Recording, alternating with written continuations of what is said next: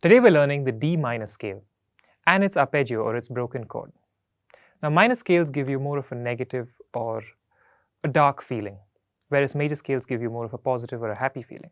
But all feelings in music are important, and to express those emotions or those feelings, we need to understand some of the concepts or the building blocks to play them. Let's get into learning the D minor scale. Start with your right hand on D. Right? So your right hand, your thumb plays on D. Now when we're talking about fingers, your thumbs are your first finger, second finger, third, fourth, and fifth fingers. So it's the same for both hands. Pinkies are 5, thumbs are 1, pointers are 2, etc. Right? So start on D with your thumb. Now there are 3 types of minor scales, but we're only going to learn the harmonic minor scale in this video. So once again, thumb on D.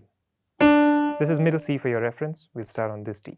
So 1, 2, 3. So this is D, E, F. On this middle finger you pivot, so place your thumb on G, and then turn the rest of your hand over to get your pointer finger on A. Your middle finger plays on B flat. Your ring finger stretches. This is a bit of a stretch to C sharp. And then your pinky plays on D again. So this D minor scale has 2 black keys in it, the B flat and the C sharp. So remember that instead of B and C, you're playing B flat and C sharp. All the other keys are white. So let's try that again. 1, 2, 3. Turn on this middle finger. 1, 2, 3 on the black key, 4 on the black key, that's a stretch, and 5 on the D again. And come back the same way. 5, 4, 3, 2, 1. And on this thumb, you turn your middle finger over. 2, 1. And that's how you play the scale up and down with the right hand. Let's look at the left hand. Now the fingers are inverted, so we're going to start on our pinky finger. On this D, 1 octave lower. So 5, 4, 3, 2, 1. It's all the same notes. And then you turn on this thumb to put your middle finger on B flat. And then your pointer finger reaches C sharp. This is again a bit of a stretch. And your thumb reaches D. And you come back the same way. So 1, 2, 3, 1, 2, 3, 4, 5. So if you want to give yourself a bit of a challenge, you can try putting your hands together and playing that as well. Now this will be a bit tough because you're playing different notes. You're playing the same notes with different fingers, and you're turning at different points of time. So make sure you perfect the scales with the individual hands before you try and get it with your hands together. But this is how it'll sound.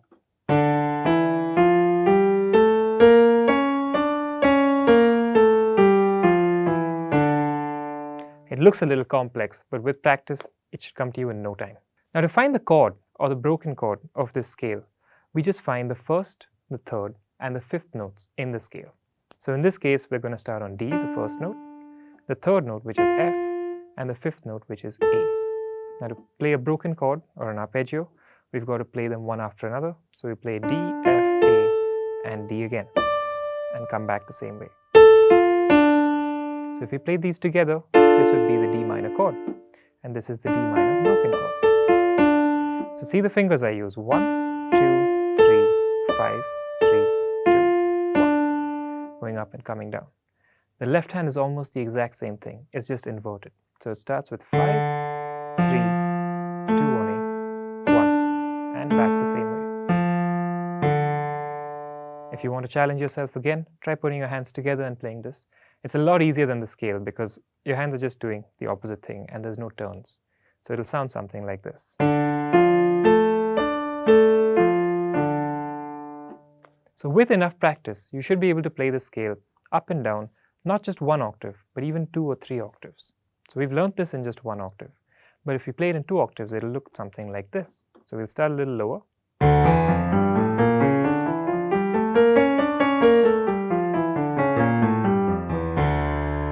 And for the broken chord. And with practice, you can even go 3 or 4 octaves, as many octaves as your keyboard has for you to play. So practice hard, and this should come to you in no time. If this video helped you, don't forget to like it, share this with your friends, and subscribe to the channel. Hit that notification bell to catch our latest content early. Thank you, and I'll see you at the next one at SIFF Young Artiste, where we nurture the artist in you.